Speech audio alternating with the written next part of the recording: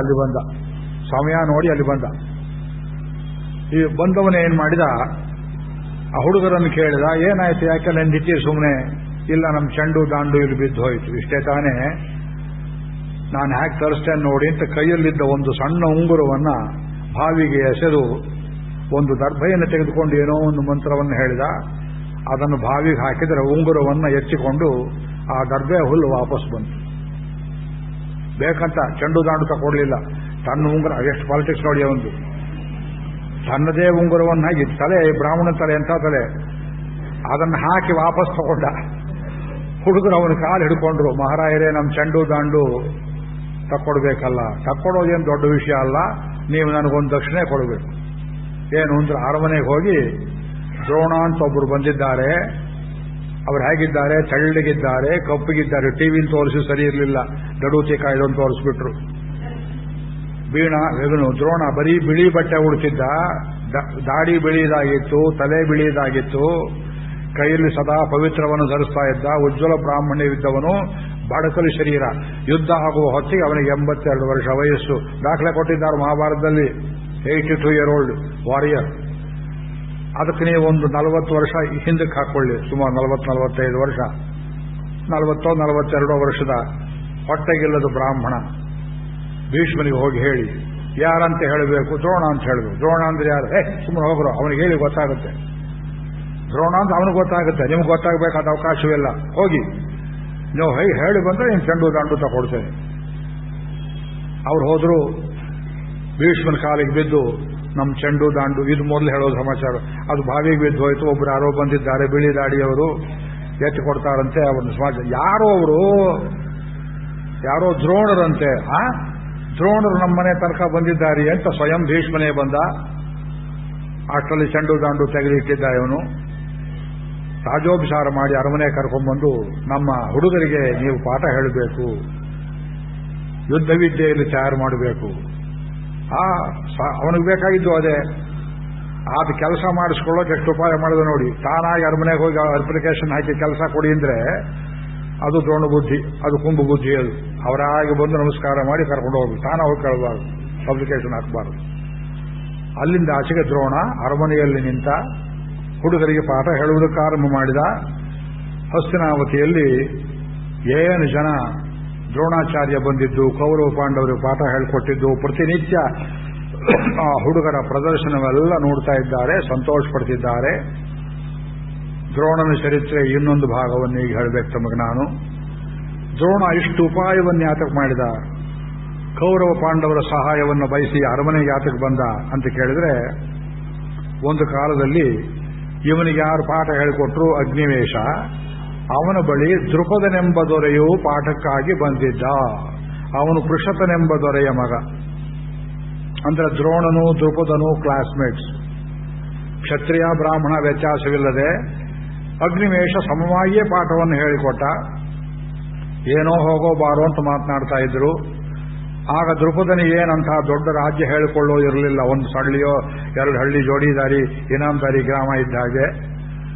ಒಂದು ದಿವಸ ಹುಸಿ ಮಾತಿಗೆ ಬಂದು ದ್ರೋಣ ಕೇಳಿಬಿಟ್ಟ, ಅಪ್ಪ, ನಿನಗೆ ಒಂದು ದೊಡ್ಡ ರಾಜ್ಯ ಸಿಕ್ಕು, ನೀನು ಅಧಿಪತಿ ಆದರೆ ನನಗೇನು ಕೊಡ್ತೀಯ ಅಂತ ಕೇಳಿದ, ಬೆಂಚ್ ಮೇಲೆ ಕೂತ್ಕೊಂಡು. ದೃಪದ ಹೇಳಿದ, ಅರ್ಧ ರಾಜ್ಯವನ್ನೇ ಕೊಡ್ತೀವಿ. ಅವರಪ್ಪನ ಗಂಟೇನು ಹೋಯ್ತು, ರಾಜ್ಯ ಇಲ್ಲ, ಏನೂ ಇಲ್ಲ.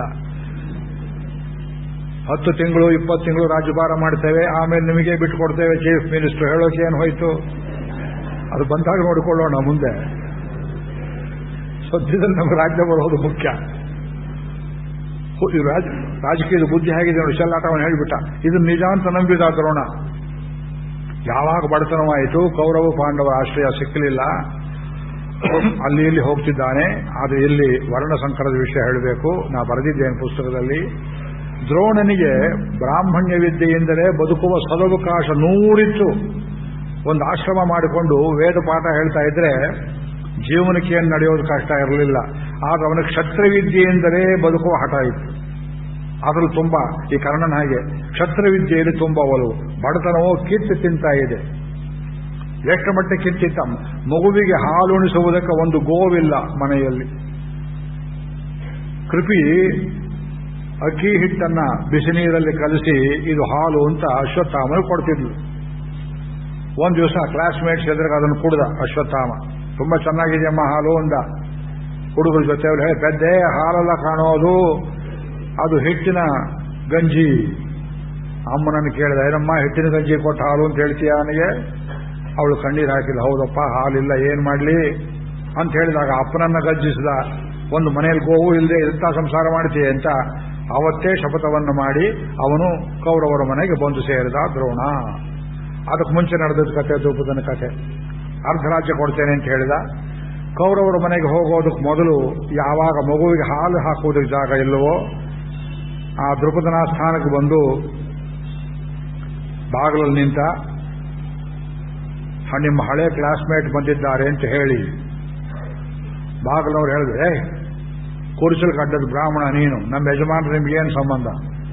ಅಲ್ಲ, ಅವನಿಗೆ ಹೇಳಿ, ಅವನಿಗೆ ಹೇಳೋಕೆ ಮುಂಚೆ ನಮಗೆ ಹೇಳುವುದು. ನೀ ಯಾರು ಯಾಕೆ ಬಂದಿದ್ದೀಯೇ? ಯಜಮಾನ್ರಿಗೆ ಹೇಳ್ರಿ ಹೋಗ್ರಿ. ಯಜಮಾನ ಬಂದ, ಯಾರಯ್ಯ ನೀನು ಅಂತ ಕೇಳಿದ. ದ್ರೌಪದನಿಗೆ ಸೊಕ್ಕ ಎಷ್ಟು ನೋಡಿ, ಯಾರಯ್ಯ ನೀನು? ದ್ರೋಣ ಹತ್ರ ಹೋಗಿ ಕೇಳ್ದ, ಯಾರಯ್ಯ ನೀನು ಅಂತ ಕೇಳುವಷ್ಟು ಮಟ್ಟಿಗೆ ದೊಡ್ಡವನಾಗಿಬಿಟ್ಟ ನೀನು. ನಾನು ನೀನು ಒಟ್ಟಿಗೆ ಓದಲಿಲ್ವೇನೋ ಗುರುಕುಲದಲ್ಲಿ? ಇವತ್ತು ನಾನು ಯಾತಕ್ಕೆ ಬಂದಿದ್ದೇನೆ ಅಂದ್ರೆ, ಇವತ್ತು ತುಂಬ ದುಸ್ಥಿತಿಯಲ್ಲಿದ್ದೇನೆ ನಾನು.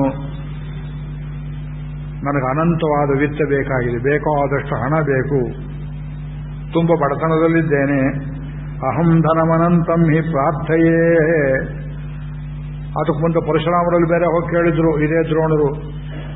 ಪರಶುರಾಮರು ಹೇಳಿದ್ರು, ನಾ ಗೆದ್ದಿದ್ದ ಭೂಮಿಯೆಲ್ಲ ಕಶ್ಯಪ ಗೋತ್ರ ಬ್ರಾಹ್ಮಣರು ಕೊಟ್ಟುಬಿಟ್ಟೆ, ನನ್ನಲ್ಲಿರೋದು ತಪಸ್ಸು ಅಥವಾ ಬಿಲ್ಲು ವಿದ್ಯೆ. ಏನು ಬೇಕು ಅಂದ್ರೆ ಬಿಲ್ಲು ವಿದ್ಯೆಯನ್ನೇ ಕೊಡಿ. ಪರಶುರಾಮರಲ್ಲಿ ಬಿಲ್ಲು ವಿದ್ಯೆ ಕರ್ಕೊಂಡು ಮೊದಲು ದುಡ್ಡಿಲ್ಲ, ಕ್ಯಾಶ್ ಮಾತ್ರ ಕೇಳಬೇಡ, ಕೈಂಡ್ ತಗೊಂಡು ಹೋಗುವಂತೆಲ್ಲ ಹೇಳೋರೆ ಬ್ರಾಹ್ಮಣರ ಆ ಕಾಲದಲ್ಲಿ.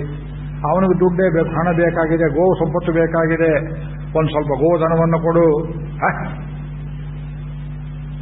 ಮದುವೆಯು ವಾಕ್ಯಾರ್ಥವು ಇದು ಸರಿಸಮಾನದಲ್ಲಿ ಮಾತ್ರ ನಡೀಬೇಕೇ ಹೊರತು ನೀನೆಲ್ಲಿ ತಿರುಪೆ ಎತ್ತೋ ಬ್ರಾಹ್ಮಣ, ನಾನೆಲ್ಲಿ ಉತ್ತಮ ಕ್ಷತ್ರಿಯ, ಹೋಗಾಚೆ ಅಂತ ಹಿಡಿದು ಕೊರಳು ಹಿಡಿದು ನೂಕಿಸಿದ.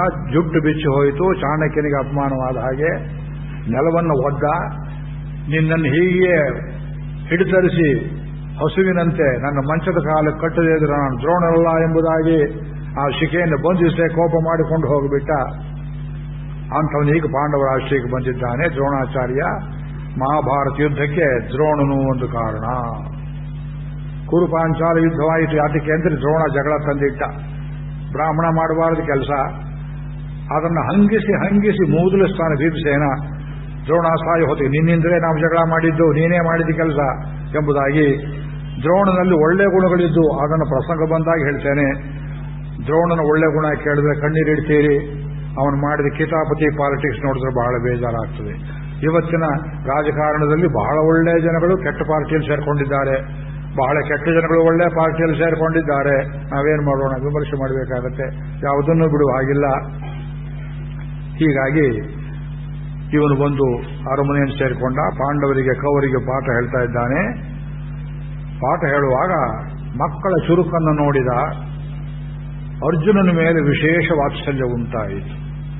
ಒಳ್ಳೆಯ ಮೇಷ್ಟ್ರಿಗೆ ಕಾಲೇಜಲ್ಲೇ ಯೂನಿವರ್ಸಿಟಿಯಲ್ಲೇ ಸಂಬಳ ಕೊಟ್ಟರು. ಹೀಗೆ ಹೇಳಿದರೆ ಹಾಗೆ ಪಾಠ ಗ್ರಹಿಸುವ ವಿನಯಶೀಲನಾದ ಗುಣವತ್ತರನಾದ ಬುದ್ಧಿವಂತನಾದ ಬಾಲಕನ ಮೇಲೆ ಸಹಜವಾಗಿ ಪ್ರೀತಿ ಇರ್ತದೆ. ಅದು ಅಸೂಯೆಗೆ ಕಾರಣ ಆಗಬಾರದು. ಏನ್ ಸಾರ್, ನಾವೆಲ್ಲ ನಿಮ್ಮ ಶಿಷ್ಯರಲ್ವೋ, ಅವನಿಗೆ ಮಾತ್ರ ಎಕ್ಸ್ಟ್ರಾ ಕ್ಲಾಸಸ್ ತಗೊಂಡಿಷ್ಟೆಲ್ಲ ಪಾಠ ಹೇಳ್ತೀರಲ್ಲ, ನಿಮಗೂ ಹೇಳ್ತೇನಪ್ಪ, ವ್ಯರ್ಥ ಶ್ರಮ ತಲೆಗೆ ಹತ್ತೋದಿಲ್ಲ. ಏನು ಮಾಡಲಿ? ನಿಮಗೆ ಒಂದು ಪ್ರಶ್ನೆ ಕೇಳೋಕೆ ಬರೋದಿಲ್ಲ ಸರಿಯಾಗಿ ನಿಮ್ಮ ಯೋಗ್ಯತೆ. ಪ್ರಶ್ನೆ ಸರಿಯಾಗಿ ಕೇಳೋವನಿದ್ರೆ ಹೃದಯವನ್ನು ಬಿಚ್ಚಿ ಅಂತರಾಳವನ್ನು ತೆಗೆದುಕೊಟ್ಟು ಬಿಡಬಹುದು. ಸರಿಯಾದ ಪ್ರಶ್ನೆ ಕೇಳೋಕೆ ಬರೋದಿಲ್ಲ ಎಷ್ಟೋ ಜನ ವಿದ್ಯಾರ್ಥಿಗಳಿಗೆ. ಆ ಅರ್ಜುನನ್ನು ಕಂಡ್ರೆ ತುಂಬ ವಿಶೇಷವಾದ ಪ್ರೀತಿ. ಅವನಿಗೆ ಗುರಿ ಪರೀಕ್ಷೆಯನ್ನು ಮಾಡ್ತಾನೆ. ಕೃಪಿಗೆ ಹೇಳಿದ ಒಂದು ದಿವಸ, ಈ ಸಣ್ಣ ಕಥೆ ಅದೆಲ್ಲ ಬರೆದಿದ್ದಾರೆ. ಇವನ ಗುರಿ ಪರೀಕ್ಷೆ ನೋಡ್ತೇನೆ ಕಾಣೆ. ಇವತ್ತು ರಾತ್ರಿ ಅವನು ಅನ್ನವನ್ನು ಉಣ್ಣುವಾಗ ದೀಪ ಆರಿಸಿಬಿಡು ಏನು ಮಾಡ್ತಾನೆ ನೋಡ್ತಾನೆ. ಅನ್ನವನ್ನು ಉಣ್ಣುವಾಗ ಹಳೆ ಕಾಲದ ಪದ್ಧತಿ ಶಾಸ್ತ್ರ ಹೇಳುವುದು, ಗೊಜ್ಜೋ ಹುಳಿಯೋ ಸಾರೋ ಏನು ಮಾಡಿರ್ತಾರೋ ಸಣ್ಣ ಸಣ್ಣ ಉಂಡೆಗಳನ್ನು ಮಾಡಿ ಬಾಯಿಗೆ ಎಸೆದುಕೊಳ್ಳಬೇಕು. ಊಟ ಮಾಡುವ ರೀತಿಯದು. ಕೈ ಹಾಕಿ ಕಾಲು ಹಾಕಿ ಕಲಸಿ ತೊಳಸಿ ಆ ನೋಡೂರು ಜನ್ಮಾಂತರಕ್ಕೆ ಅನ್ನ ಊಟ ಮಾಡಬಾರದು ಅಂತ ಬೇಸರ ಹೊಟ್ಟೆ ತೊಳಸುವಾಗ ಊಟ ಮಾಡ್ತಾರೆ ಕೆಲವರು. ಕೋಳಿ ಕೆಡಕದ ಹಾಕಿ ಕೆಡಕ್ತಾರೆ ಕೆಲವರು, ಒಂದೊಂದೇ ಪದಾರ್ಥ. ಈ ಒಗ್ಗರಣೆ ಹಾಕಿರ್ತಾರಲ್ಲ, ಒಗ್ಗರಣೆ ಹಾಕಿದ ಕಡಲೆಬೇಳೆ ಮೇಲೆ ಪ್ರೀತಿ ಕೆಲವರಿಗೆ, ಉದ್ದಿನ ಬೇಳೆ ಮೇಲೆ ಪ್ರೀತಿ ಕೆಲವರಿಗೆ, ತೆಂಗಿನಕಾಯಿ ಚೂರು ಗೀರು ಇದ್ರೆ ಅದರ ಮೇಲೆ ಪ್ರೀತಿ. ಕೋಳಿ ಹಾಗೆ ಕೆದಕಿ ಕೆದಕಿ ಕೆದಕಿ ತಿಂತಾರೆ. ಅದು ನೋಡಿದ್ರೆ ಅವ್ರ ಜೊತೆಲಿ ಊಟ ಹಾಕಬೇಡ ಅಂತ ಹೇಳಬೇಕು. ಕೆಲವರು ನೀರು ಮಾಡ್ಕೊಂಡು ತಟ್ಟೆ ಬೇರೆ ಎತ್ತಿ ಚೂರ್ಕೊಂಡು ಕುಡಿಯುತ್ತಾರೆ. ಅದು ಅನ್ನ ಪಾತ್ರೆಯನ್ನ ಪರಿಶೇಷಣೆ ಮಾಡಿದ ಮೇಲೆ ನೆಲದಿಂದ ಎತ್ತಬಾರದು. ಹೋಮ ಮಾಡುವಾಗ ಆ ಪ್ರಧಾನ ಆಜ್ಯ ಪಾತ್ರೆಯನ್ನು ಹೇಗೆ ಎತ್ತಬಾರದು ಮೇಲಕ್ಕೆ, ಎಡಗೈಲಿ ಇಟ್ಕೊಂಡೇ ಹೋಮ ಮಾಡುವ ಹಾಗೆ. ಇದೆಲ್ಲ ಕೆಲವು ನಿಯಮಗಳು. ಶಾಸ್ತ್ರೋಕ್ತವಾಗಿ ಊಟ ಮಾಡ್ತಿದ್ರು ಪಾಂಡವರು. ಕೃಪಿಗೆ ಹೇಳಿದ ದ್ರೋಣ, ಈ ರಾತ್ರಿ ಊಟ ಮಾಡುವ ದೀಪ ಆರಿಸ್ಬಿಡಿ, ಏನ್ ಮಾಡ್ತಾನೆ ನೋಡೋಣ. ಬಾಗಿಲು ಸಂಧಿಯಲ್ಲಿ ನಿಂತ್ಕೊಂಡು ನೋಡ್ತಿದ್ದಾನೆ ದ್ರೋಣ.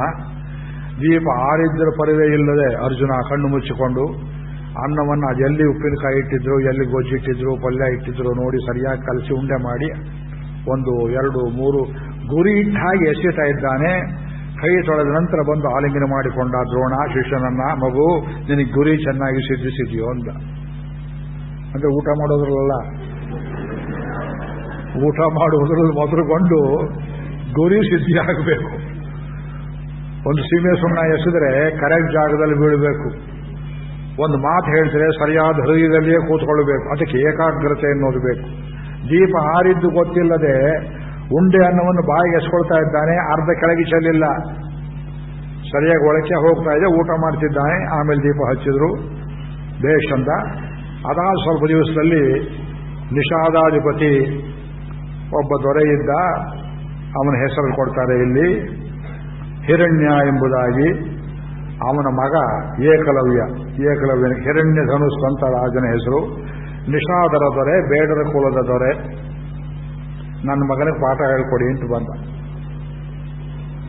ದ್ರೋಣ ಹೇಳಿದ, ನಾನು ಗುರುವಿಗೆ ಮಾತು ಕೊಟ್ಟಿದ್ದೇನೆ, ಬ್ರಾಹ್ಮಣರಿಗೆ ಅಥವಾ ಕ್ಷತ್ರಿಯರಿಗೆ ಹೊರತು ಬೇರೆಯವರು ಪಾಠ ಹೇಳೋದಿಲ್ಲ. ಹಾಗಿದ್ರೆ ನಾವು ಬೇರೆ ಕುಲದವರು, ನಾವು ದೊರೆಗಳಲ್ಲೋ ಒಂದು ಇರಬಹುದು. ಆದ್ರೆ ನಾವು ಗುರುಗೆ ಮಾತು ಕೊಟ್ಟಿದ್ದೇನಪ್ಪ, ಬೇಡರಿಗೆ ಪಾಠ ಹೇಳೋದಿಲ್ಲ ಅಂದ್ರು. ಆದರೆ ಏಕಲವ್ಯ ಬಿಡಲಿಲ್ಲ. ಮನಸ್ಸಿನಿಂದಲೇ ದ್ರೋಣರನ್ನು ಗುರು ಎಂಬುದಾಗಿ ಭಾವನೆ ಮಾಡಿಕೊಂಡು ದ್ರೋಣರ ಆಕಾರದಲ್ಲಿ ಒಂದು ಮಣ್ಣಿನ ವಿಗ್ರಹವನ್ನು ಮಾಡಿ ಅವರನ್ನು ನೆನೆಸಿ ತಾನೇ ಬಾಣ ಪ್ರಯೋಗಾದಿಗಳನ್ನೆಲ್ಲ ಕಲ್ತುಕೊಂಡ್ಬಿಟ್ಟ. ಯಾಮುನಾಚಾರ್ಯರಿಗೆ ರಾಮಾನುಜರು ಏಕಲವ್ಯನಂತೆ ಶಿಷ್ಯರಾದರು ಅಂತ ವೇದಾಂತೇಶಕರು ತಾತ್ಪರ್ಯ ಚಂದ್ರಿಕೆ ಭಾಷ್ಯದಲ್ಲಿ ಬರೀತಾರೆ. ಯಾಮುನಾಚಾರ್ಯನ ಕಣ್ಣಿಂದ ಕಾಣಲಿಲ್ಲ ಪಾಪ ರಾಮಾನುಜರು. ಆ ಏಕಲವ್ಯನಂತೆ ಗುರು ಧ್ಯಾನವಿದ್ರೆ ಸಾಕು, ಗುರುಪ್ರಸಾದ ಸಿದ್ಧವಾಗತ್ತೆ. ಗುರುವೇ ಸಾಕ್ಷಾತ್ತಾಗಬೇಕೆಂಬುದಿಲ್ಲ. ಈ ಲೋಕದಲ್ಲಿ ಈಗ ಬದುಕಿರೋ ಗುರುಗಳೇ ನಮಗೆ ಯಾರು ಸರಿಯಾದ ಗುರುಗಳಿಲ್ಲದಿದ್ರೆ, ಹಳೇ ಕಾಲದ ಪರಂಪರೆಯಲ್ಲಿ ಯಾರೋ ಒಬ್ಬರನ್ನ ಗುರು, ವೇದವ್ಯಾಸನ ಗುರು ಅಂತ ಇಟ್ಕೊಂಡ್ಬಿಟ್ರು ಕೆಲಸ ಸಾಧನೆ ಆಗುತ್ತೆ. ಸರಿಯಾದ ಗುರು ಬೇಕು, ಅದು ಮುಖ್ಯವಾದದ್ದು. ಒಂದು ದಿವಸ ಅರ್ಜುನ ಕಾಡಲ್ಲಿ ಹೋಗ್ತಿದ್ದ. ಆ ಏಕಲವ್ಯನ ಬಾಣ ಪ್ರಯೋಗವನ್ನು ನೋಡಿದ. ಆಶ್ಚರ್ಯವಾಯಿತು. ದ್ರೋಣಾಚಾರ್ಯರು ಬಂದ. ಏನು ಗುರುಗಳೇ, ನನ್ನಂತಹ ಶಿಷ್ಯನನ್ನು ಲೋಕದಲ್ಲಿ ಬೇರೆ ಒಬ್ಬನ ತಯಾರು ಮಾಡೋದಿಲ್ಲ ಅಂತ ಮೊದಲು ಹೇಳಿ ಈಗಾಗಲೇ ಒಬ್ಬನ ತಯಾರು ಮಾಡಿದ್ದೀರಲ್ಲ. ದ್ರೋಣ ಹೇಳಿಲ್ವಲ್ಲಪ್ಪ, ನೀನು ಮಾತು ಕೊಟ್ಟಿದ್ದೇನೆ, ಬೇರೆ ತಯಾರು ಮಾಡಲಿಲ್ವಲ್ಲ. ನೋಡಿ ನಿಮ್ಗೆ ಗೊಂಬೆ ಇಟ್ಕೊಂಡಿದ್ದಾನೆ, ಅವನು ತಯಾರು ಮಾಡ್ಕೊಂಡ್ಬಿಟ್ಟಿದ್ದಾನೆ. ದ್ರೋಣರು ಅರ್ಜುನನ್ನು ಕರೆದುಕೊಂಡು ಹೋದರು ಅಲ್ಲಿಗೆ. ದೊರೆ ಗೌರವಿಸಿದ. ಏನು ಬಂದ್ರಿ? ಮಗು ಏಕಲವ್ಯ, ನಿನಗೆ ಯಾರಪ್ಪ ಪಾಠ ಹೇಳ್ಕೊಟ್ರು? ತಾವೇ ಗುರುಗಳೇಂದ.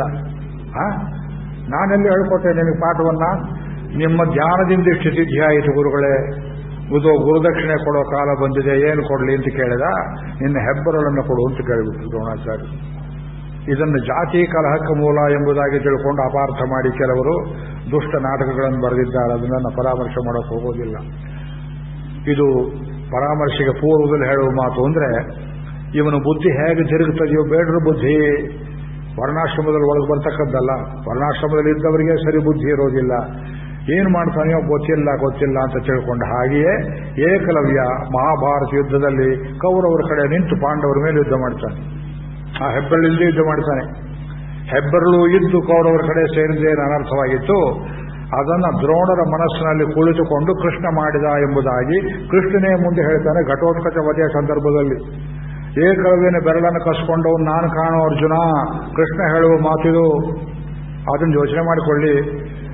ಒಳ್ಳೆ ವಿದ್ಯೆಯನ್ನು, ಇವತ್ತು ಅಟಾಮಿಕ್ ಸೈನ್ಸ್ ವಿದ್ಯೆಯನ್ನು ಯಾರಿಗೆ ಕೊಡ್ತೀರಿ ನೀವು? ಬಿನ್ ಲ್ಯಾಡನ್ನು ಕೊಟ್ಟರೆ ಏನಾಗುತ್ತೆ? ರಾಷ್ಟ್ರದ ರಕ್ಷಣೆಯ ವಿಷಯದಲ್ಲಿ ಸಂಬಂಧಪಟ್ಟದ್ದು ಯಾರಿಗೆ ಕೊಡಬೇಕು, ಯಾರಿಗೆ ಕೊಡಬಾರದು? ಎಲ್ಲರಿಗೂ ಒಂದೇ ವಿದ್ಯಾಭ್ಯಾಸ, ಕಾಮನ್ ಎಜುಕೇಷನ್ ಇದು ನಮ್ಮಲ್ಲಿಲ್ಲ. ಯಾವನಿಗೆ ಯಾವುದು ಬೇಕೋ ಅದನ್ನೇ ಕಲಿಸ್ಬೇಕು. ಹಾಗೆ ಇದು ಒಂದು ಪುಟ್ಟ ಕಥೆ, ಅದನ್ನು ಬಿಟ್ಟುಬಿಡ್ತೇನೆ. ಅದಾದ ಮೇಲೆ ಕೌರವ ಪಾಂಡವರಿಗೆ ಈ ಸಾಮಾನ್ಯವಾದ ವಿದ್ಯಾಭ್ಯಾಸವೆಲ್ಲ ಮುಗಿಯಿತು. ಅಸ್ತ್ರ ಪ್ರಯೋಗ ಒಂದು ಇನ್ನೂ ಆಗಿರಲಿಲ್ಲ. ಶಸ್ತ್ರ ಬೇರೆ, ಅಸ್ತ್ರ ಬೇರೆ. ಶಸ್ತ್ರ ಅಂದರೆ ಕಣ್ಣಿಗೆ ಕಾಣಿಸುವಂತಹ ಕತ್ತಿ, ಗುರಾಣಿ, ಸಾಧಾರಣ ಬಾಣ ಪ್ರಯೋಗ ಇತ್ಯಾದಿಗಳು, ಗದೆ ಮೊದಲಾದವು. ಅಸ್ತ್ರವೆಂದರೆ ದೇವತಾ ಧ್ಯಾನ ಪೂರ್ವಕವಾಗಿ ಅಸುಧಾತುವಿಗೆ ಕನ್ನಡದಲ್ಲಿ ಎಸೆ ಅಂತ ಅರ್ಥ. ಬಾಣದಲ್ಲಿಯೇ ವಿಶೇಷ ಅಂಶಗಳನ್ನು ಹೂಡಿಬಿಡುವಂತಹ ಈ ಮಿಸೈಲ್ಸ್ ಅಂತ ಏನು ಹೇಳ್ತೇವೆ ನೋಡಿ, ಆಗ್ನೇಯ, ವಾರುಣ, ಐಶಾನ್ಯ, ಕೌಬೇರ, ಈ ಮಿಸೈಲ್ ವಿದ್ಯೆಗಳು, ಅದಕ್ಕೆ ಅಸ್ತ್ರ ಎಂಬುದಾಗಿ ಹೆಸರು. ಅಸ್ತ್ರ ಶಸ್ತ್ರ ಒಂದೇ ಆಗಿದ್ರೆ ನಿಮಗೆ ಆಗ್ನೇಯಾಸ್ತ್ರ, ಸೌರಾಸ್ತ್ರ ಮತ್ತು ಬ್ರಹ್ಮಾಸ್ತ್ರ ಈ ಅಸ್ತ್ರಗಳ ಈ ಪ್ರಯೋಗ ಇದರ ಉಲ್ಲೇಖ ಬರಬೇಕಾಗಿರಲಿಲ್ಲ. ಹಾಗೆಲ್ಲ ಇಂಥ ಮಿಸೈಲ್ಸ್ ಇದ್ದಿವೆ ಅಂತ ಕೇಳ್ತಾರೆ. ಯಾವತ್ತು ಇದ್ದನ್ನು ಪ್ರಮಾಣವಿದೆ ಹೇಳ್ತಿದ್ದೇವೆ, ಒಂದೊಂದಾಗಿ ಬಯಲಾಗ್ತಾ ಇದೆ ಈಚೆಗೆ. ಅದೆಲ್ಲ ವಿಷಯಾಂತರವಾಗುತ್ತೆ, ಹೇಳೋದಿಲ್ಲ. ನನ್ನ ಮಾತನ್ನು ನಂಬಿ ಅಸ್ತ್ರಗಳಿದ್ದವು. ಅದನ್ನು ಇನ್ನೂ ಹೇಳ್ಕೊತಿರ್ಲಿಲ್ಲ ದ್ರೋಣ. ಹುಡುಗರಿಂದಷ್ಟು ಪ್ರವರ್ಧಮಾನಕ್ಕೆ ಬರಲಿ, ಸರಿಯಾದವರಿಗೆ ಸರಿಯಾದನ್ನು ಹೇಳ್ಕೊಡ್ಬೇಕು. ಮೊದಲು ಹೇಳ್ಕೊಟ್ಟಿದ್ದೆ ಅರ್ಜುನನಿಗೆ. ಅದರಲ್ಲಿ ಬ್ರಹ್ಮಶಿರಸ್ತೆಂಬ ಅಸ್ತ್ರ ಅವನು ಕೊಟ್ಟೆ, ನಾನು ಕೊಡಲಿಲ್ಲವಲ್ಲ ಅಂತ ಅಶ್ವತ್ಥಾಮ ಜಗಳ ಮಾಡಿದರೆ ಅವನಿಗೆ ಇಂದ್ರಿಯ ನಿಗ್ರಹ ಇದೆ, ನೀನು ಮೂರ್ಖ, ಸಾಫಲ್ಯವುಳ್ಳವನು, ನಿನಗೆ ಕೊಡೋದಿಲ್ಲ ಅಂತ ಮಗನನ್ನೇ ನಿರಾಕರಣೆ ಮಾಡ್ತಾನೆ ದ್ರೋಣ. ಮಗನಿಗಿಂತ ಶಿಷ್ಯನಲ್ಲಿ ವಾತ್ಸಲ್ಯ. ಅದಕ್ಕೆ ಪೂರ್ವದಲ್ಲಿ ನಡೆದ ಒಂದು ಘಟನೆ ರಂಗಭೂಮಿಯಲ್ಲಿ, ರಂಗಭೂಮಿ ನಾಟಕ ಭೂಮಿಯಲ್ಲ, ಈ ಶಸ್ತ್ರ ಪ್ರಯೋಗಕ್ಕಾಗಿ ಒಂದು ರಂಗಭೂಮಿಯನ್ನು ಏರ್ಪಡಿಸಿ ಸಮಸ್ಥಳದಲ್ಲಿ ಗಂಗಾ ನದಿ ತೀರದಲ್ಲಿ ಉತ್ತರ ದಿಕ್ಕಿಗೆ ಸ್ವಲ್ಪ ಎತ್ತರವಾದ ಒಂದು ದಿಣ್ಣೆ ಬರುವ ಹಾಗೆ ಜಾಗವನ್ನು ಏರ್ಪಡಿಸಿ ಅಲ್ಲಿ ಅನೇಕ ಆಸನಗಳನ್ನು ಹಾಕ್ತಾರೆ. ಎಲ್ಲರೂ, ಊರು ಜನರು, ಅರಮನೆಯವರೆಲ್ಲ ಬಂದು ನೋಡಿಕೊಳ್ಳೋ ಹಾಗೆ ಯಾರ್ಯಾರಿಗೇನೇನು ಕೌಶಲ್ಯ ಇದೆ, ಪ್ರಾವೀಣ್ಯವಿದೆ ಪರೀಕ್ಷೆ ಮಾಡೋಣ ಅಂತ ಹೇಳಿ ಅದರಲ್ಲಿ ಪರೀಕ್ಷೆ ನಡೀಬೇಕು. ಅರ್ಜುನಂದೆಷ್ಟು, ಭೀಮಂದೆಷ್ಟು, ದುಶ್ಯಾಸನಂದೆಷ್ಟು, ದುರ್ಯೋಧನಂದೆಷ್ಟು. ಮೊದಲನೇ ಪ್ರಯೋಗದಲ್ಲಿ ದ್ರೋಣ ಕೂತಿದ್ದಾನೆ ಒಂದು ಕಡೆ. ಎಲ್ಲರನ್ನು ನೋಡಿದ. ಧರ್ಮರಾಜನನ್ನು ಕರೆದ. ಮಗು ಬಾರೋ ಇಲ್ಲಿ, ಏನ್ ಕಾಣಿಸುತ್ತಪ್ಪ ನಿನಗೆ, ಏನ್ ಕಾಣಿಸುತ್ತೆ ಅಂತ ಕೇಳುವಾಗ ಅಲ್ಲೊಂದು ಮರ ಇತ್ತು. ಅಥ ವೃಕ್ಷಮಿಮಂ ಮಾಂ ವಾ ಭ್ರಾತೃನ್ವಾಭಿ ಪ್ರಪಶ್ಯಸಿ.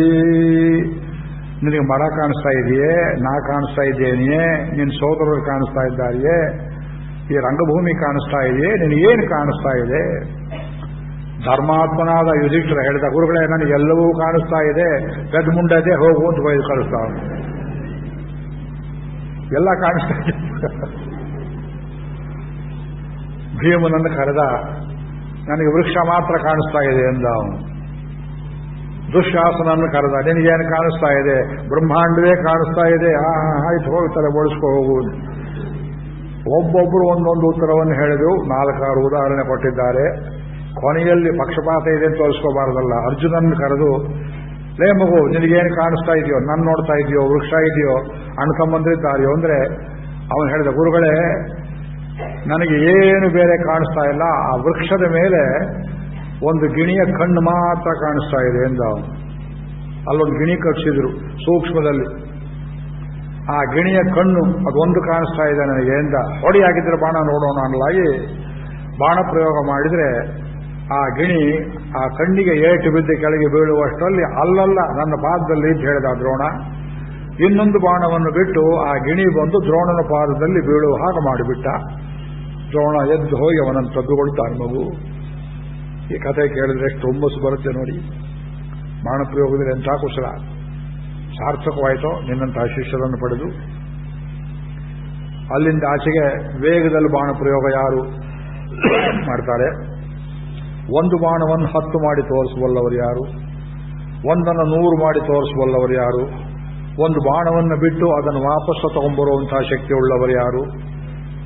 ಈ ಕವಾಯತಿ ವಿಮಾನದಲ್ಲಿ ಮಾಡಿ ತೋರಿಸ್ತಾರೆ ನೋಡಿ, ರಿಪಬ್ಲಿಕ್ ಡೇ ಅಂತ ಅನೇಕ ಆ ಜಾದೂ ಕ್ರಿಯೆಗಳನ್ನೆಲ್ಲ ತೋರಿಸಿದ್ರು. ಗದಾ ಯುದ್ಧವಾಯಿತು, ಕತ್ತಿ ವರಸೆಯಾಯಿತು, ಭಲ್ಲೆ ಈಟಿಯನ್ನು ಎಸೆಯುವುದು. ಅದರಲ್ಲಿ ಧರ್ಮರಾಜನಿಗೆ ಫಸ್ಟ್ ಪ್ರೈಸ್ ಬಂತು. ಭಲ್ಲೆ ಎಸೆಯುವುದು, ಭಲ್ಲೆ ಅಂದ್ರೆ ಗೊತ್ತಲ್ಲ, ಈಟಿ, ಅಂದ್ರೆ ಸುಬ್ರಹ್ಮಣ್ಯ ಸ್ವಾಮಿ ಕುಮಾರನ ಕೈಯಲ್ಲಿ ಒಂದು ವೇಲಾಯುಧ ಇರ್ತದಲ್ಲ, ಅಂಥದೊಂದು ಎಸೆಯುವುದು. ಅದರಲ್ಲಿ ಮಹಾಪಂಡಿತ ಯುಧಿಷ್ಠನ ತಲೆ ಹತ್ತಿದ್ದ ಅದು ಒಂದೇ. ಅದರಿಂದಲೇ ತನ್ನ ಸೋದರ ಮಾವ ಶಲ್ಯನನ್ನ ಅದರಿಂದಲೇ ಕೊಂದು ಹಾಕ್ತಾನೆ. ಶಲ್ಯ ಅಂದ್ರೂ ಅದೇ ಅರ್ಥ. ಶಲ್ಯನನ್ನ ಶಲ್ಯದಿಂದಲೇ ನಿಗ್ರಹ ಮಾಡ್ತಾನೆ. ಭೀಮನಿಗೆ ಗದೆಯಲ್ಲಿ ಬಹಳ ಉತ್ಸಾಹ. ಆ ಗದೆಯನ್ನ ಮೈ ಮೇಲೆ ಎಷ್ಟು ದೊಡ್ಡ ಭಾರದ ವಸ್ತು, ಅದನ್ನ ಕೆಳಗೆ ಹಾಕೊಂಡು ಸಾಯದೆ ಇರುವಂತೆ ದುರ್ಯೋಧನ ಮಾಡಿ ತೋರಿಸ್ತಾ ಭೀಮನ ಕೈ ಚಳಕ ಒಂದು ರೀತಿ, ಇದು ಬಹಳ ಸೂಕ್ಷ್ಮವಾದದ್ದು. ಬಾಣ ಪ್ರಯೋಗದಲ್ಲಿ ಅರ್ಜುನ ಏನು ಚಳಕವನ್ನು ತೋರಿಸಿದ ಅಂದ್ರೆ, ಬಾಣ ಬಿಡು, ಯಾವಾಗ ಬಾಣ ತಗೊಳ್ತಿದ್ದಾನೆ, ಯಾವಾಗ ಹೂಡ್ತಿದ್ದಾನೆ, ಯಾವಾಗ ಬಿಡುತ್ತಿದ್ದಾನೆ ಅಂತ ಈ ಮೂರು ಅಂಶಗಳು ಪರಸ್ಪರ ಕಾಣದೇ ಇರುವಂತೆ ರೈ ರೈ ರೈ ಇದೇ ಶಬ್ದ ಕೇಳುವಂತೆ ಅಗ್ರಪಂಕ್ತಿಯಲ್ಲಿ ಕೂತಿದ್ದಾನೆ ಧೃತರಾಷ್ಟ್ರ. ಇದೇನು ಶಬ್ದ ಅಂತ ಕೇಳಿದ. ಮನೆಯಲ್ಲಿ ಅಡಿಗೆ ಮನೆಯಲ್ಲಿ ಅಜ್ಜಿ ಕೂತಿದ್ದು ಎಷ್ಟು ಸ್ಕೋರ್ ಆಯಿತು ಅಂತ ಕೇಳುವಂತೆ. ಅವಳಿಗೇನು ತಿಳಿಯುತ್ತೆ ಕ್ರಿಕೆಟ್ 50 ಆಯಿತು ಅಂತ ಹೇಳಿದ್. ಯಾವ 50 ವಿಕೆಟ್ 50 ರನ್ನು ಅಂದ್ರೆ ಅವ್ರು ತಲೆ ಬೋರ್ಡ್ ಏನು ಅರ್ಥ ಆಗುವುದಿಲ್ಲ. ಅದು ಧೃತರಾಷ್ಟ್ರ ಬೇರೆ ಬಂದು ಅವನಿಗೇನು ಗೊತ್ತಾಗುತ್ತೆ ಅಸ್ತ್ರಶಸ್ತ್ರ ಪ್ರಯೋಗ. ಪಕ್ಕದಲ್ಲಿದ್ದವನು ವಿತರ ಹೇಳಿದ, ಪೆದ್ದ ಸುಮ್ಮನೆ ಕೂತ್ಕೋಬಾರದು, ಇದು ಬೇರೆ ಪ್ರಶ್ನೆ ಕೇಳ್ತಾ ಇದ್ದೀವಿ. ಏಷ ಪಾರ್ಥೋ ಮಹಾರಾಜ ಫಾಲ್ಗುಣಃ ಪಾಂಡುನಂದನ ಅವತೀರ್ಣ ಸಕವಚಃ ತತ್ರ ಇವ ಸ್ವಮಹಾಸ್ವನಃ. ಇದೇ ಈಗ ತಾನೇ ಫಾಲ್ಗುಣ ಪಾಂಡುನಂದನ ಅವತೀರ್ಣ ಯುದ್ಧ ಭೂಮಿಗೆ ಅವತಾರ ಮಾಡಿದ್ದಾನೆ. ಸಕವಚಃ ಮೈ ಕವಚ ಕಟ್ಟಿದ್ದಾನೆ. ಅವನು ಎಲ್ಲಿದ್ದಾನೆಯೋ ಅತ್ರೈಷ ಸ್ವಮಹಾಸ್ವನಃ, ಅವನ ಕಡೆಯಿಂದ ಈ ಶಬ್ದ ಬರ್ತಾ ಇದೆ ಎಂದ. ಅದು ಬಾಣದಲ್ಲಿ ಹೂಡಿದ ಶಬ್ದವೋ, ಬಾಣ ಬಿಟ್ಟ ಶಬ್ದವೋ, ಎಳೆದಿದ್ದ ಶಬ್ದವೋ ವಿದುರನಿಗೂ ಬಗೆಹರಿಯಲಿಲ್ಲ. ರೈ ಅಂತ ಕೇಳಿಸ್ತಾ ಇದೆ. ಇದನ್ನು ಕೇಳಿದ ಮನಸ್ಸಿಗೆ ಬೆಂಕಿ ಹಾಕಿದಾಗಾಯಿತು ಧೃತರಾಷ್ಟ್ರನಿಗೆ. ಸಂತೋಷ ಪಡುವುದರ ಬದಲು ಒಂದು ಕೂಟ ಶ್ಲೋಕ. ಇಂಥದ್ದು ಇನ್ನೂ ಇವೆ, ಮುಂದೆ ಇವೆ, ಹಿಂದೆ ಇವೆ. ಈ ಶ್ಲೋಕದ ಅರ್ಥ ನಿಮಗೆ ಪದ ಬಿಡಿಸುವುದು ಕಷ್ಟ ಆಗೋದಿಲ್ಲ. ಅದರ ಭಾವಗರ್ಭ ಮಾತ್ರ ನಿಮಗೆ ಸುಲಭವಾಗಿ ತಿಳಿಯೋದಿಲ್ಲ. ಇದರ ಅರ್ಥ ಏನು? ಈ ಶ್ಲೋಕ ಹೇಳ್ತಾನೆ ನೋಡಿ. ಧನ್ಯೋಸ್ಮಿ ಅನುಗೃಹೀತೋಸ್ಮಿ ರಕ್ಷಿತೋಸ್ಮಿ ಮಹಾಮತೆ. ಮಹಾಮತಿಯೇ ವಿದುರನೇ, ಧನ್ಯೋಸ್ಮಿ. ಅರ್ಜುನನಿಗೆ ಇಷ್ಟೊಂದು ಬಾಣಚಳಕವಿದೆಯೇ, ನಾನು ಧನ್ಯನಾದೆ. ಮೇಲೆ ನೋಡಿದ್ರೆ ನಮ್ಮ ಸೈನ್ಯತೆ ಒಬ್ಬ ಹುಟ್ಟಿದನಲ್ಲ. ಅನುಗೃಹೀತೋಸ್ಮಿ, ಅನುಗ್ರಹವಾಯಿತು. ರಕ್ಷಿತೋಸ್ಮಿ, ಐ ಆಮ್ ವೆಲ್ ಪ್ರೊಟೆಕ್ಟೆಡ್. ಪೃಥಾರಣಿ ಸಮುದ್ಭೂತೈ ತ್ರಿಭಿ ಪಾಂಡವವನ್ನಿಭಿ. ಪೃಥೆ ಅಥವಾ ಕುಂತಿ ಎಂಬ ಅರಣಿ ಅಂದ್ರೆ ಈ ಅಗ್ನಿಹೋತ್ರ ಮಾಡುವಾಗ 2 ಕಟ್ಟಿಗೆಗಳನ್ನ ಒಂದು ಹೀಗೆ ಇಟ್ಟು ಕಡಿತಾ ಇದ್ರು ಅರಣಿ. ಪೃಥೆ ಎಂಬ ಅರಣಿಯಿಂದ ಹುಟ್ಟಿದ 3 ಅಗ್ನಿಗಳೇನು ಬಂದಿದ್ದಾರಲ್ಲ ಇಲ್ಲಿ, ಯುಧಿಷ್ಠಿರ, ಭೀಮ, ಅರ್ಜುನ, ಇವರನ್ನು ನೋಡಿ ಪಾಂಡವವನ್ನಿಭಿ ತ್ರಿಭಿ ಧನ್ಯೋಸ್ಮಿ ಅನುಗೃಹೀತೋಸ್ಮಿ. ಅನುಗ್ರಹವಾಯಿತು ಅಂತ ಇದರ ಅರ್ಥವೇನು? ಅಯ್ಯೋ ಹೊಟ್ಟೆ ಉರಿತಾ ಇದೆಯಲ್ಲ. ಪಾಂಡವರು 3 ಜನ ದಡ್ಡರಾಗಿದ್ರು ತುಂಬಾ ಚೆನ್ನಾಗಿತ್ತಲ್ಲ, ಬುದ್ಧಿವಂತರು ಬೇರೆ ಆಗಿದ್ದಾರೆಯೇ, ಅಸ್ತ್ರಶಸ್ತ್ರ ಇಷ್ಟೆಲ್ಲ ಬರ್ತಾ ಇದೆಯೇ, ಅಯ್ಯೋ ನನ್ನ ಮಕ್ಕಳ ಗತಿ ಏನು? ಒಳಗಿನ ಅರ್ಥ ಏನಿದೆ, ಮೇಲೇನು ಕಾಣಿಸ್ತಾ ಇದೆ ನೋಡಿ. ಇದು ನೋಡಿದ್ರೆ ಏನು ಕಾಣಿಸೋದಿಲ್ಲ ಮೇಲ್ಗಡೆ. ಅದಕ್ಕೆ ವಿವರ ಕೊಡೋಕೆ ಹೋಗಲಿಲ್ಲ. ಅವನು ಕೇಳಿದ್ದಕ್ಕೆ ಅಡ್ಡ ಮಾತನ್ನು ಹೇಳಿದ. ಇನ್ನೇನು ಪ್ರಯೋಗ ಮುಗಿಯಿತು, ಮಧ್ಯಾಹ್ನದ ಹೊತ್ತಾಯಿತು, ಹುಡುಗರೆಲ್ಲ ಊಟಕ್ಕೆ ಎದ್ದು ಹೋಗಬೇಕು, ನಮ್ಮ ಭಟ್ರು ಎದ್ದು ಹೋದಾಗೆ.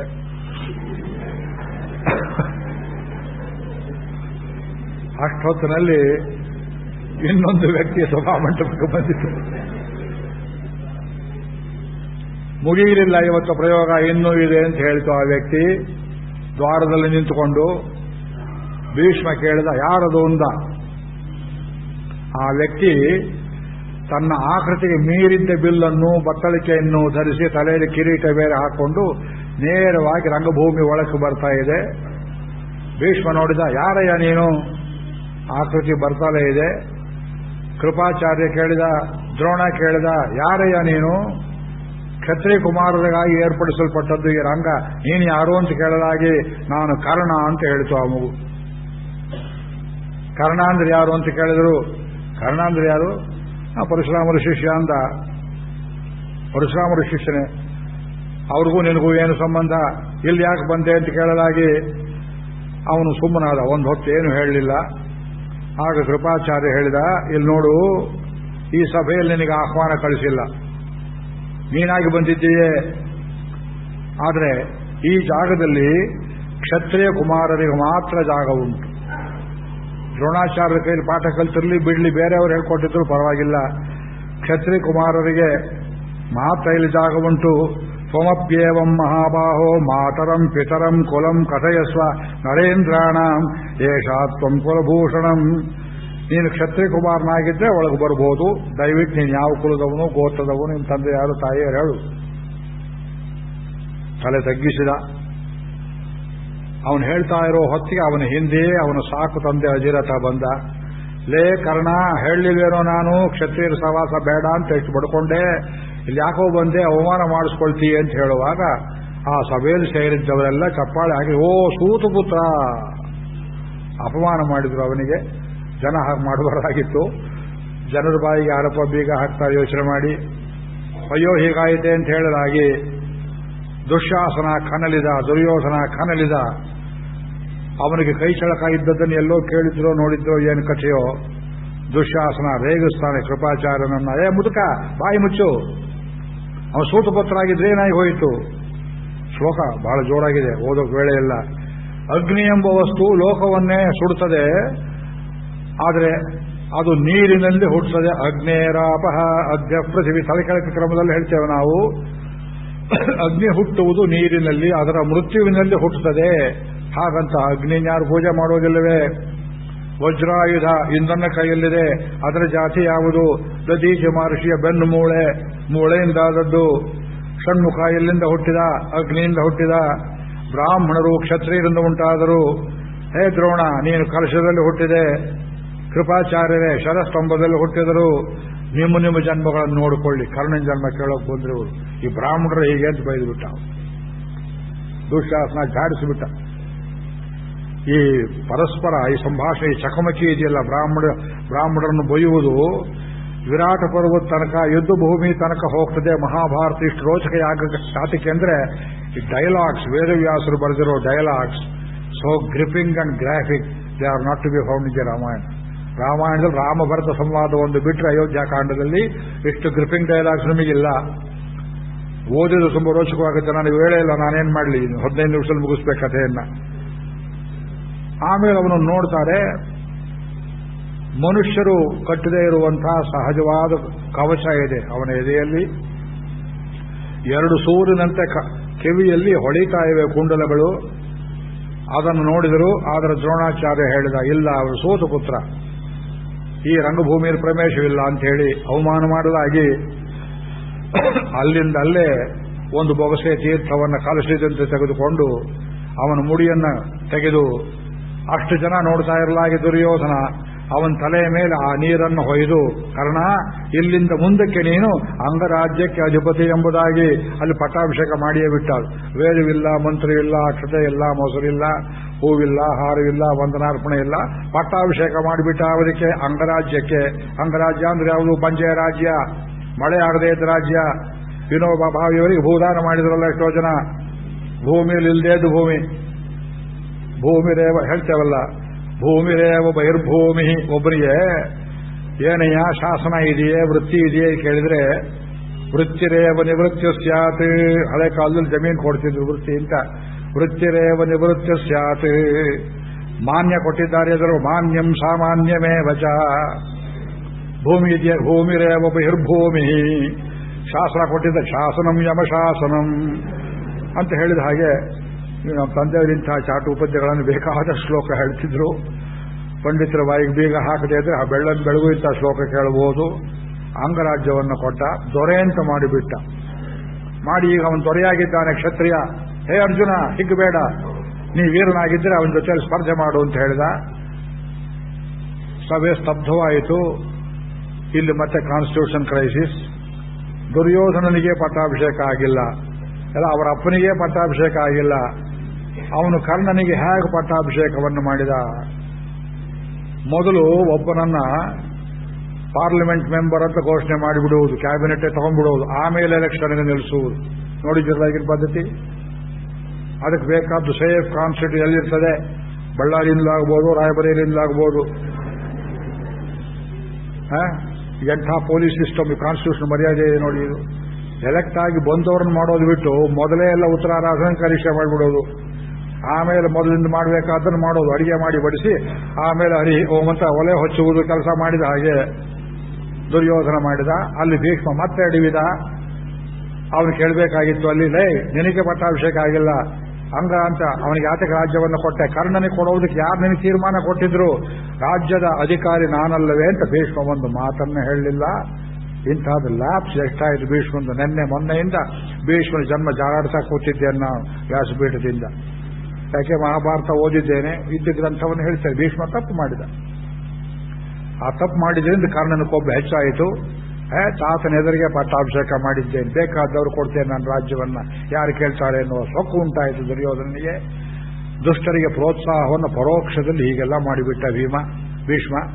ಅದನ್ನು ದ್ರೋಣನು ಆಕ್ಷೇಪ ಮಾಡಲಿಲ್ಲ. ಹಾಗಿದ್ರೆ ನೀವು ಪರೀಕ್ಷೆ ಮಾಡುವಂತ ಸ್ಪರ್ಧೆ ಬೆಳೆಯಿತು. ಅರ್ಜುನ ಮಾಡಿ ತೋರಿಸಿದ ಎಲ್ಲ ಕೈ ಸೆಳಕವನ್ನು ಕರ್ಣನೂ ಮಾಡಿ ತೋರಿಸಿದ. ಕರ್ಣ ಹೆಚ್ಚೆ ಅರ್ಜುನ ಹೆಚ್ಚೆ ಅಂತ ನಿರ್ಣಯ ಮಾಡುವುದಕ್ಕೆ ಆಗಲಿಲ್ಲ, ಅಷ್ಟು ಚೆನ್ನಾಗಿ ಆಗಿ ಹೋಯಿತು. ಇನ್ನೊಂದು ಮಾತು, ಯುದ್ಧ ಭೂಮಿಗೆ ರಂಗಭೂಮಿಗೆ ಕರ್ಣ ಬಂದ ಕ್ಷಣದಲ್ಲಿ ಕುಂತಿಗೆ ಅಷ್ಟು ವರ್ಷ ಆಗಿದೆ, 16 ವರ್ಷ 17 ವರ್ಷ ಆಗೋಗಿದೆ. ಕುಂತಿಗೆ ಎದೆಯಲ್ಲಿ ಹಾಲು ಉಕ್ಕಿತು ಅಂತ ಬರೆದಿದ್ದಾರೆ ವೇದವ್ಯಾಸರು. ಹಾಲು ಉಕ್ಕಿದ್ದನ್ನು ನೋಡಿ ಈ ಮಗುವನ್ನು ನಾನು ನೋಡ್ಲಿಲ್ವಲ್ಲ ಅಂತಂದ್ರು. ಎಂಥದೋ ಒಂದು ಪಾಶ ಉಂಟಾಗಿ ನನ್ನ ಮಗ ಇರಬಹುದೇ ಎಂಬ ಅನುಮಾನವಾಗಿ ಅವಳ ಹೃದಯ ಇದು ಕರ್ಣ ನನ್ನ ಮಗ ಅಂತ ಹೇಳಿತು. ಸಭೆಯಲ್ಲಿ ನನ್ನ ಮಗ ಅಂತ ಹೇಳಿ ಒಪ್ಕೊಂಡ್ಬಿಡಬೇಕು ಅನ್ನುವಷ್ಟರ ಮಟ್ಟಿಗೆ ಬಾಯಿ ಬರುವಾಗ ಅವನಿಗೆ ದುರ್ಯೋಧನಿಂದ ಪಟ್ಟಾಭಿಷೇಕ ಆಗಿದ್ದನ್ನು ನೋಡಿ ಛೀ ಇದು ಸಭೆಯ ಸರಿಯಲ್ಲ ಅಂತ ಹಿಂಜರಿಗಳು. ಆ ಸಮಯ ಮತ್ತೆ ಬರಲೇ ಇಲ್ಲ. ಇದು ದುರ್ವಿಧಿ. ಇದು ಕರ್ಣನ ದುರ್ವಿಧಿಯೋ ಕುಂತಿಯ ದುರ್ವಿಧಿಯೋ ಯೋಚನೆ ಮಾಡಿಕೊಳ್ಳಿ.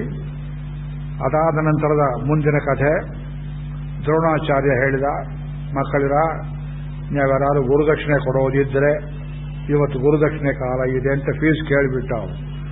ಶಿಷ್ಯರು ಕೇಳಲಿಲ್ಲ ಗುರುದಕ್ಷಿಣೆ ಕೊಡಬೇಕೆ ಅಂತ. ವಿದ್ಯಾಭ್ಯಾಸ ಮಾಡಿಸಿದ್ದೇನೆ, ನಾನು ಮುಂದೆ ಹೋಗ್ತೇನೆ, ಗುರುದಕ್ಷಿಣೆಯನ್ನು ಯಾರು ಕೊಡ್ತೀರಿ? ದುರ್ಯೋಧನ ಹೇಳಿದ, ಏನು ಬೇಕು ಹೇಳಿ, ಎಷ್ಟು ಬೇಕು, ಎಷ್ಟು ಹಳ್ಳಿ ಬೇಕು, ಎಷ್ಟು ಹಣ ಬೇಕು, ಸದ್ಯ ಹೋಗಾಚೆಗೆ ಎಂದು. ನಾನು ಏನು ಕೇಳ್ತೇನೆ ಅಂತ ತಿಳ್ಕೊಳ್ಳೋದಿಯೇ ದುಡ್ಡು ಕೊಡ್ತೇನೆ. ಅದು ನಿಮ್ಮಪ್ಪನ ಗಂಟೆ ನೋಯ್ತು, ಯಾರದೋ ರಾಜ್ಯ, ಯಾರದೋ ಮದುವೆ, ಉಂಡವನೇ ಜಾಣ ಹೇಳ್ತಾರೋ ನೋಡಿ. ದುರ್ಯೋಧನಿಗೆ ಧಾರಾಳ ಹಂಚುವುದರಲ್ಲಿ ಪಾಂಡವರು ಕೂಡಿಟ್ಟ ಹಣ ರಾಜಸೂಯಾಗದಲ್ಲಿ ಎಷ್ಟು ಕೂಡಿದ್ರು ಅದೆಲ್ಲವನ್ನು ಬೆಂಡೆತ್ತಿ ಹಾಳು ಮಾಡಿ ಅಪವ್ಯಯ ಮಾಡಿ ಮಹಾಭಾರತ ಯುದ್ಧಕ್ಕೆ ಕೃಷಿಕರ ಮೇಲೆ 10 ವರ್ಷಗಳಿಗಾಗುವಷ್ಟು ಕಂದಾಯವನ್ನು ಮುಂಗಡವಾಗಿ ಸ್ವೀಕಾರ ಮಾಡಿ ಯುದ್ಧವನ್ನು ಮಾಡಿದ ಈ ಪಾಪಿ. ಬರೆದಿದ್ದಾರೆ ವೇದವ್ಯಾಸರು. 10 years ಅಡ್ವಾನ್ಸ್ ಟ್ಯಾಕ್ಸ್ ಕೇಳಿದ್ದೀರ? ಎಲ್ಲಾದರೂ ಹೇಳೋಕೆ ಭಯ, ಎಲ್ಲರೂ ಮಾಡಿಬಿಡ್ತಾರೋ ಅಂತ ನಮಗೆ. ಈ ವಾಹನಗಳಿಗೆ ಮಾಡ್ತಾ ವೆಹಿಕಲ್ ಟ್ಯಾಕ್ಸ್, ಲೈಫ್ ಟ್ಯಾಕ್ಸ್ ಅಂತ ಒಂದು ಮಾಡಿದ್ದಾರೆ. ದುರ್ಯೋಧನ ಮಾಡಿದ ಟ್ಯಾಕ್ಸ್ನ ವಿಷಯವನ್ನು ಹೇಳ್ತಾರೆ. ಶಾಂತಿ ಪರ್ವದಲ್ಲಿ ಒಂದು ಭಾಗದಲ್ಲಿ ಇದು ಒಂದು ಎಳೆ ಎಷ್ಟು ಕಷ್ಟ ಇದೆ ನೋಡಿ ಸೇರಿಸೋದು. ಆಮೇಲೆ ಕೌರವರು ಕೇಳಿದ್ರು, ನಿಮಗೇನು ಬೇಕು ಗುರುದಕ್ಷಿಣೆ, ನೀವು ತಂದು ಕೊಡ್ತೀನಿ ಅಂತ ಹೇಳಿದ್ರೆ ಹೇಳ್ತೇನೆ.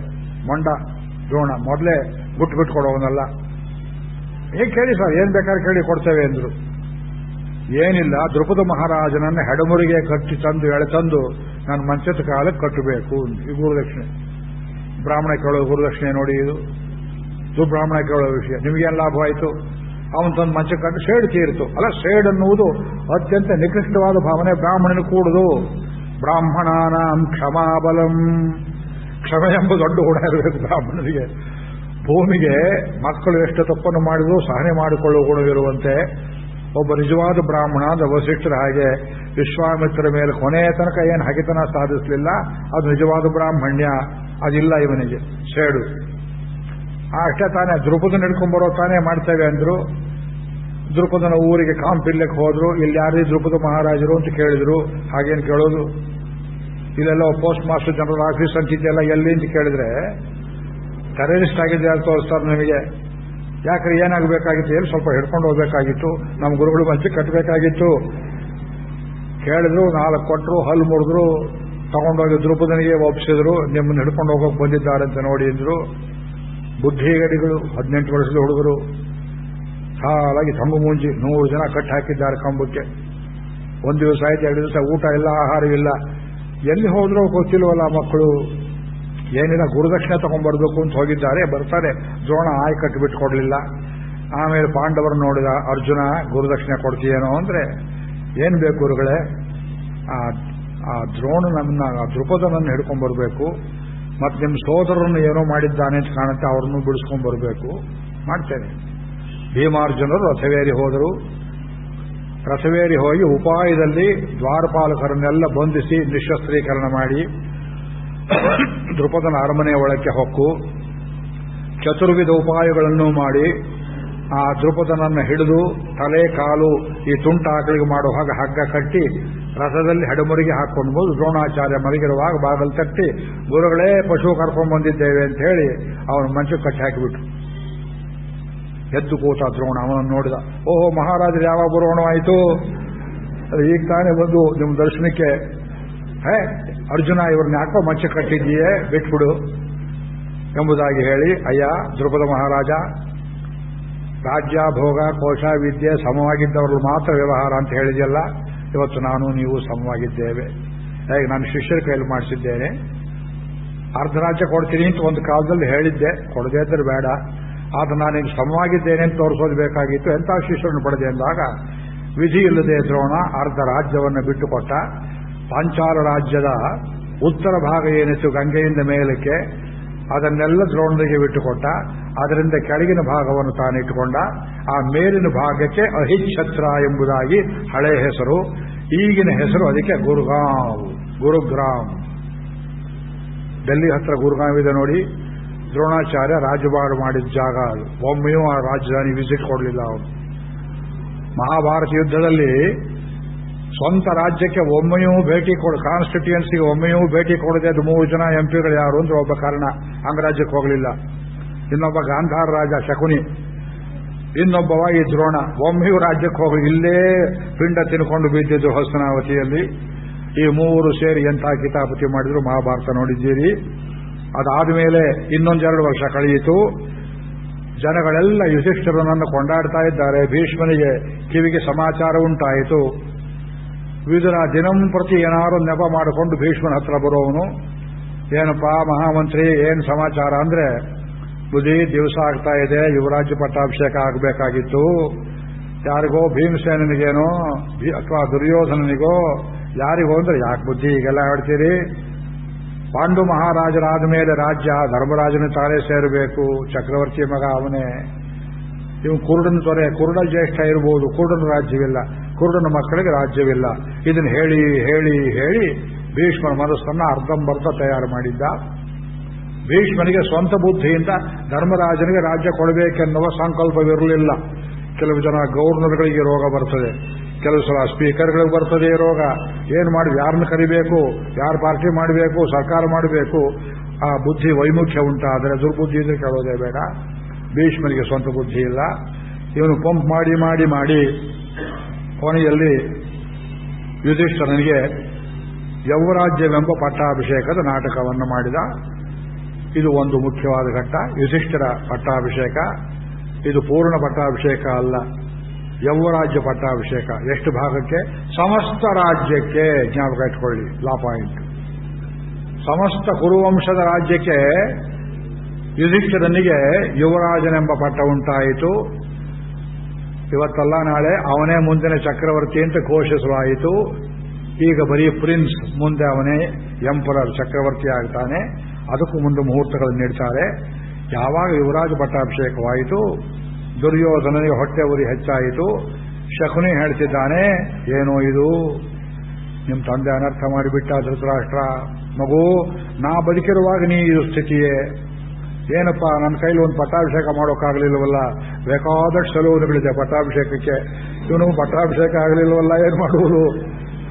ಅಯ್ಯೋ, ಯುಧಿಷ್ಠಿರ ಮಾಡಿಬಿಟ್ರಲ್ಲ, ಅವನೇ ಮುಂದೆ ದೊರೆಯಾಗ್ತಾನಲ್ಲ, ಏನಾರು ಉಪಾಯ ಮಾಡಬೇಕು. ದುರ್ಯೋಧನ ಮೊದಲೇ ಕಂಗಾಲು. ಮಾಮಾಶ್ರೀ ಏನ್ ಮಾಡಬೇಕು ಅಂತ ಕೇಳಿದ. ಸ್ವಲ್ಪ ತಾಳು ಮಾಡ್ತೇನೆ ಅಂತ ರಹಸ್ಯದಲ್ಲಿ ಪತ್ರವನ್ನು ಬರೆಸಿ ಗಾಂಧಾರ ರಾಜ್ಯದಿಂದ ಇಂಪೋರ್ಟೆಡ್ ಒಬ್ಬ ಮಿನಿಸ್ಟರ್, ಕಣಿಕನೆಂಬ ಮಂತ್ರಿ ಭರದ್ವಾಜ ಗೋತ್ರದ ಬ್ರಾಹ್ಮಣ, ಅತ್ಯಂತ ದುರ್ಬುದ್ಧಿ. ಅಷ್ಟು ದುರ್ಬುದ್ಧಿ ಯಾರಿಗೂ ಇದ್ದಿದ್ದಿಲ್ಲ. ಗಿನ್ನಿಸ್ ರೆಕಾರ್ಡಲ್ಲಿ ಎಂಟರಾಗಬಹುದು. ಆ ಕಣಿಕನನ್ನ ಕರೆಸಿದ. ಯಾಕೆ? ಇದು ಸೂಪರ್ ಪ್ರೈಮ್ ಮಿನಿಸ್ಟರ್, ವಿದುರನ್ ತಲೆ ಮೇಲಿಡುವುದಕ್ಕೆ. ಮಹಾಮಂತ್ರಿ ಪ್ರಧಾನಿ ವಿದುರ ಹೆಸರಿಗೆ, ಅವನ ತಲೆ ಮೇಲೆ ಇವನು ಪ್ರೈಮ್ ಮಿನಿಸ್ಟರ್. ಯಾಕೆ? ಇವನ ಮಾತೇ ಕೇಳ್ತಿದ್ದು.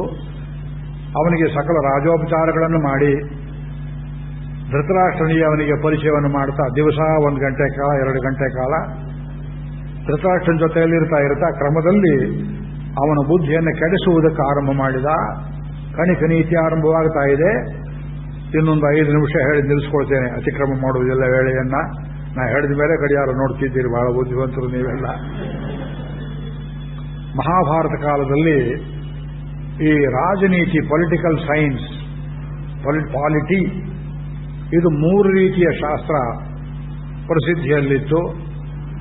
ಒಂದು ಔಟ್ ಆಫ್ ಡೇಟ್ ಆಗಿತ್ತು, ಕಾಲಾತಿಕ್ರಮ.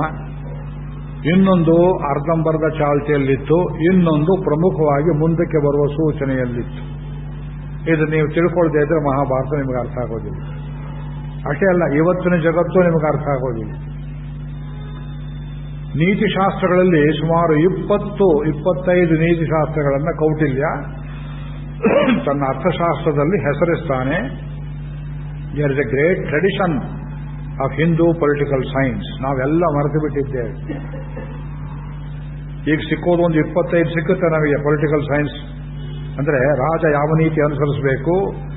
ಅದರಲ್ಲಿ ತುಂಬ ಪ್ರಾಚೀನವಾದದ್ದು ಬೃಹಸ್ಪತಿ ನೀತಿ. ದೇವಗುರು ಬೃಹಸ್ಪತಿ ಏನ್ ಹೇಳ್ತಾನೆ? ಇವತ್ತು ಬೃಹಸ್ಪತಿ ನೀತಿ ಶಾಸ್ತ್ರ ಯಾವುದೋ ಒಂದು ರೂಪದಲ್ಲಿ ಗ್ರಂಥ ಸಿಗ್ತದೆ. ಅದು ಪೂರ್ಣವೋ ಅಪೂರ್ಣವೋ, ಇದು ಆಥೆಂಟಿಕ್ಕೋ ನಮಗೆ ಗೊತ್ತಿಲ್ಲ. ನಾವು ಓದಿದ್ದೇವೆ, ಶುಕ್ರನೀತಿ ಓದಿದ್ದೇವೆ, ಕಣಿಕ ನೀತಿ ಅಲ್ಲೆಲ್ಲೇ ಗೊತ್ತಾಗುತ್ತೆ. ಯಾವುದು ಗ್ರಂಥ ಬೇಕಿಲ್ಲ ನಿಮಗೆ. ಮುಖ್ಯವಾಗಿ ಹೇಳ್ತಾನೆ, ಕನ್ಫ್ಯೂಸ್ ಆಗೋದು ಬೇಡ. ಉಪನ್ಯಾಸ ಕೊನೆಯಲ್ಲಿ ಬೃಹಸ್ಪತಿ ದೇವಗುರುವಾದದ್ದರಿಂದ ಅಸುರರನ್ನ, ದೈತ್ಯರನ್ನ, ದಾನವರನ್ನ ಗೆಲ್ಲುವುದಕ್ಕೆ ದೇವೇಂದ್ರನ ಮಂತ್ರಿಯಾಗಿ ಬೃಹಸ್ಪತಿ ಏನು ನೀತಿ ಅನುಸರಣೆ ಮಾಡ್ತಿದ್ದ ಅಂದ್ರೆ, ಆದಷ್ಟು ದೈವ ನಿರ್ಮಿತ ರೀತಿಗಳಲ್ಲಿ ಒಳ್ಳೆಯ ಕೆಲಸವನ್ನು ಒಳ್ಳೆಯ ರೀತಿಯಿಂದ ಮಾಡಬೇಕು.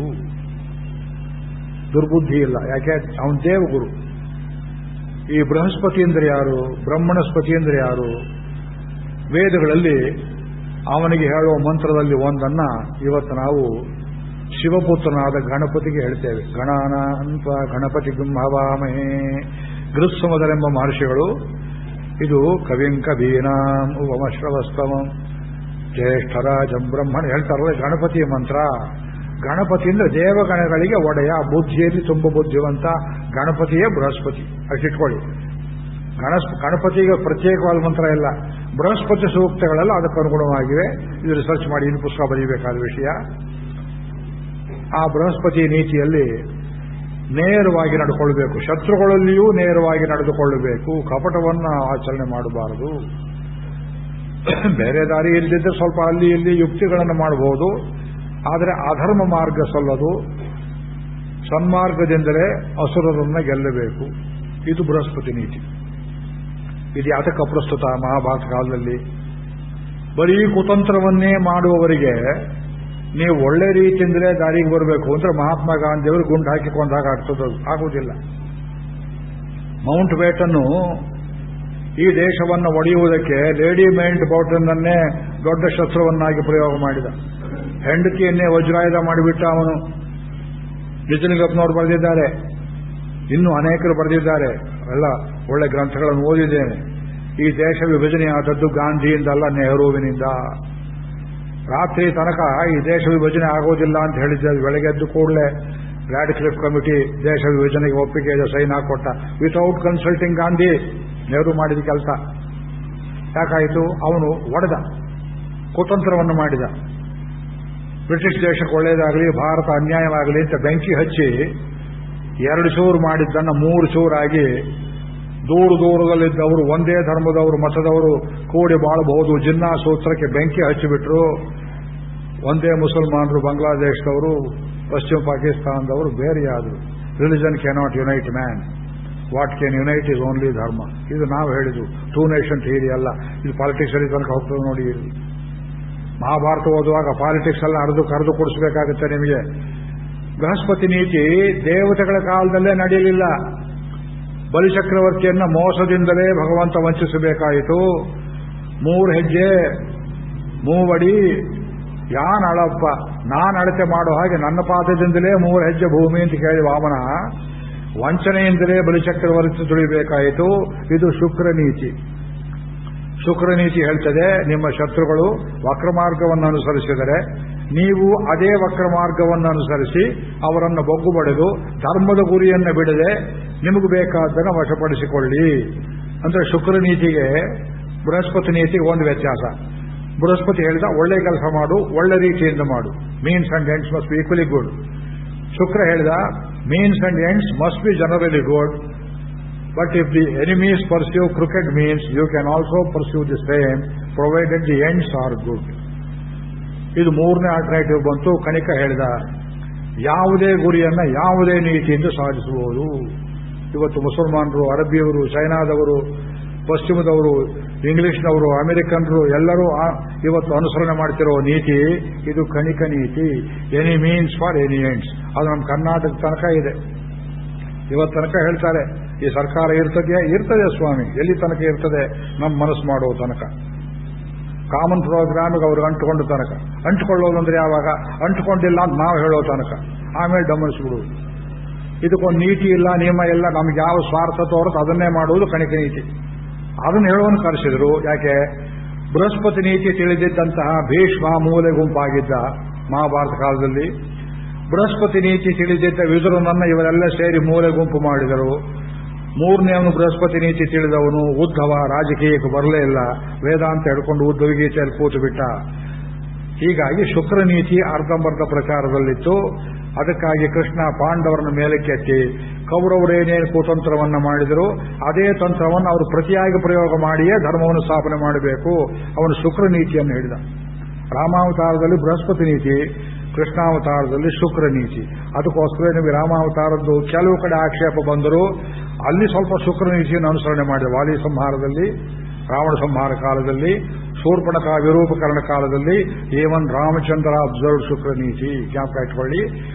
ನಿಮ್ಮ ಶತ್ರು ಪ್ರಬಲನಾಗಿ ವಂಚಕನಾಗಿದ್ರೆ ಆ ವಂಚಕನ ನೀತಿಯನ್ನೇ ಅನುಸರಿಸಿ ಮಾಯಾವಿ ಮಾಯಾ ವಧ್ಯ ಏಷ ಧರ್ಮ ಸನಾತನ 3 ಕಡೆ ಹೇಳ್ತಾನೆ ಕೃಷ್ಣ. ಈ ಮಾತನ್ನ ಹೇಳೋದಲ್ಲ, ಅನುಸರಣೆ ಮಾಡಿ ತೋರಿಸ್ತಾನೆ. ಭೀಷ್ಮ ದ್ರೋಣಾದಿಗಳ ಕಪಟದಿಂದಲೇ ಅವರನ್ನು ಸಂಹಾರ ಮಾಡಿಸ್ತಾನೆ. ಅವತ್ತು ಹೇಳಿದೆ ಸೈಂಧವ ವಧೆ, ಕರ್ಣವಧೆ, ದುರ್ಯೋಧನ ವಧೆ, ಇದೆಲ್ಲದಲ್ಲಿ ಕೃಷ್ಣನ ತಂತ್ರ. ಇದು ಶುಕ್ರ ನೀತಿ. ಧರ್ಮಕ್ಕೆ ಅಂಟಿಕೊಂಡು ಧರ್ಮವನ್ನು ಬಿಡದೆ ಮಾಡತಕ್ಕ ರೀತಿ. ಅದು ಬೇಡ ಇವರಿಗೆ. ಅದಕ್ಕಾಗಿ ಕಣಿಕನನ್ನು ಕರೆಸಿದರು. ಕಣಿಕಂ ಮಂತ್ರಿಣಾಂ ಶ್ರೇಷ್ಠಂ ಧೃತರಾಷ್ಟ್ರೋ ಬ್ರವೀದ್ವಚಃ. ಕರ್ಕೊಂಬಂದ್ರು. ಮಹಾರಾಜರೇ, ನಮ್ಮೂರಿಂದ ಬಂದಿದ್ದಾನೆ ವಿದೇಶಿ ಮಂತ್ರಿ ಇವನು. ವಿದೇಶಿ ಮಂತ್ರಿಯೋ ವಿದೇಶಿ ಕಂತ್ರಿಯೋ? ಹೌದು, ಮಂತ್ರಿ ಇವನು. ಧೃತರಾಷ್ಟ್ರ ನೋಡಿದ, ಇವನು ವಿದೇಶಿ ಮಂತ್ರಿ. ಏನಪ್ಪ ಹೇಳ್ತೀಯೇ? ಉತ್ಸಿಕ್ತ ಪಾಂಡವ ನಿತ್ಯಂ. ಅವನ ಕಾಲಿಗೆ ಬೀಳೋದು ಬಾಕಿ ಧೃತರಾಷ್ಟ್ರ. ಇಲ್ಲಿ ಯಾರೂ ಇಲ್ಲ ತಾನೇ ಬೇರೆಯವರು ಅಂತ ಕೇಳಿದೆ. ಯಾರಿಲ್ಲ, ಬಾಗಿಲು ಬೋಲ್ಟ್ ಇಟ್ಟು ಹಾಕಿದ್ದೀವಿ, ಯಾರಿಗೂ ಹೇಳಬೇಡಿ. ಲೋ ಕಣಿಕ ಬ್ರಾಹ್ಮಣ, ಪಾಂಡವರು ಮೇಲಕ್ಕೆ ಬರ್ತಾ ಇದ್ದಾರೆ. ಈ ಹೊಟ್ಟೆ ಊರಿನ ಹಾಗೋ ತಡೀಲಿ. ಉತ್ಸಿಕ್ತ ಪಾಂಡವಾ ನಿತ್ಯಂ ತೇಭ್ಯೋ ಅಸೂಯೆ ದ್ವಿಜೋತ್ತಮ. ಹೇ ಬ್ರಾಹ್ಮಣ ಶ್ರೇಷ್ಠ, ನನ್ನ ಮಕ್ಕಳಿಗೆ ಉಳುಗಾಲವಿಲ್ಲ, ಚಿಂತೆಯಾಗ್ತಾ ಇದೆ. ತತ್ರ ಮೇ ನಿಶ್ಚಿತತಮಂ ಸಂಧಿ ವಿಗ್ರಹ ಕಾರಣಂ. ನನಗೆ ನಿಶ್ಚಿತವಾದ ಒಂದು ಅಭಿಪ್ರಾಯ ಹೇಳು. ಸಂಧಿ ಮಾಡ್ಕೋಬೇಕೆ, ವಿಗ್ರಹ ಮಾಡಬೇಕೆ, ಯುದ್ಧ ಮಾಡಬೇಕೆ, ಶಾಂತಿ ಮಾಡಬೇಕೆ, ಹೋಮ ಮಾಡಬೇಕೆ, ಮಾರಣ ಹೋಮ ಮಾಡಬೇಕೆ, ಪಾಂಡವರು ಸತ್ತಿರಬೇಕು, ನನ್ನ ಮಕ್ಕಳು ಚೆನ್ನಾಗಿ ಬದುಕಬೇಕು, ಅಭಿವೃದ್ಧಿಯಾಗಬೇಕು. ಕಣಿಕತ್ವಂ ಮಮಾಚಕ್ಷ್ವ ಕರಿಷ್ಯೇ ವಚನಂತವ. ಅರ್ಜುನ ಹೇಳೋ ಮಾತು ಕರಿಷ್ಯೇ ವಚನಂತವ. ಧೂರ್ತನ ಕಾಲಿಗೆ ಬೀಳ್ತಾನೆ. ನನ್ನ ಮಕ್ಕಳು ಬದುಕಬೇಕು, ಪಾಂಡವರು ಸಾಯಬೇಕು, ಉಪಾಯವನ್ನ ಹೇಳು. ದುರ್ಯೋಧನ ತಲೆಗೆ ಬಂದಿಲ್ಲ, ಧೃತರಾಷ್ಟ್ರನ ತಲೆಗೆ ಬಂತು. ವೈಶಂಪಾಯನ್ ಹೇಳ್ತಾರೆ, ಸಪ್ರಸನ್ನ ಮನಾಸ್ತೇನ. ಅವನು ಬಂದಿದ್ದೇ ವಿಷ ಹಾಕುವುದಕ್ಕೆ.